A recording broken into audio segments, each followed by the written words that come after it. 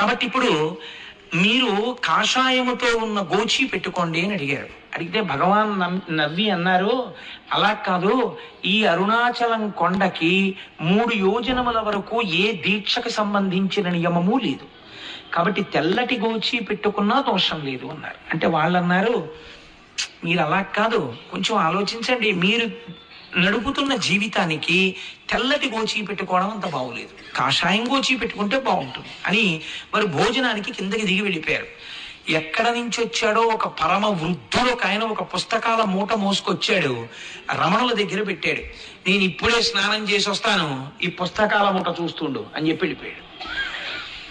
శృంగగిరి నుంచి వచ్చినటువంటి పండితులు కిందకి వెళ్ళి స్నానం చేసి భోజనం చేసి మళ్ళీ కొండ మీదకి వచ్చారు రమణుల దగ్గరికి. వచ్చేటప్పటికి పుస్తకాల మూట అక్కడ ఉంది, పైన పుస్తకం ఎగురుతోంది.